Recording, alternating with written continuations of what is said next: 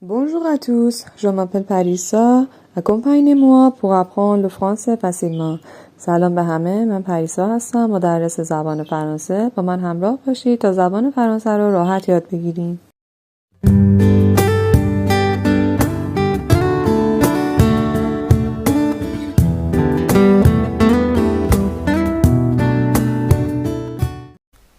Conjuguer le verbe avoir. ورب avoir به معنی داشتن. خب صرف فعل avoir رو داریم که یک فعل بسیار بسیار مهم و کاربردی دیگر در زبان فرانسه. خب بریم صرف فعلش رو با هم ببینیم. je, toi, il a,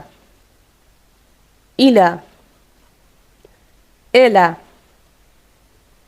a, nous avons, vous avez,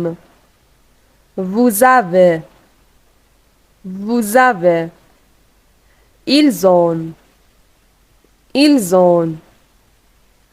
elles ont. همونطور که قبلا گفتیم ایل و ال که سوم شخص مفرد ما هستن صرف فعل یکسانی دارن. ایلا، الا. همینطور ایل و ال جمع که سوم شخص جمع ما هستن صرف فعل یکسانی دارن. ایلزون، الزون. خب nous avons, vous avez, ils ont, elles ont. ما هیچ کدوم از اینجا ز نداریم، ولی همینطور که قبلا اشاره کردیم برای زیبایی کلام لیزون میکنیم. خب با چند تا مثال ببینیم. j'ai une sœur.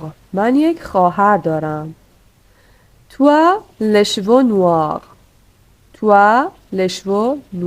تو موهای مشکی داری. toi به معنی تو داری. il a beaucoup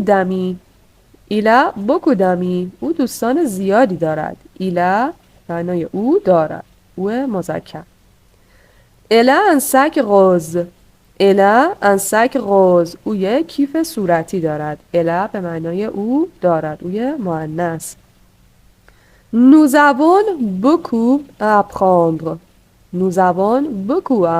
ما خیلی درس داریم. nous avons به معنای ما داریم. vous avez beaucoup de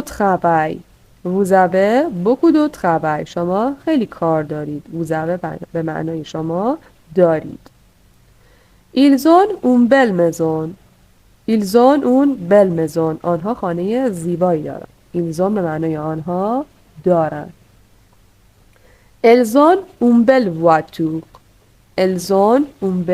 voiture. آنها ماشین زیبایی دارند. elles ont به معنای آنها دارند. j'ai, toi, il a, elle a. nous avons, vous avez, ils ont, elles ont.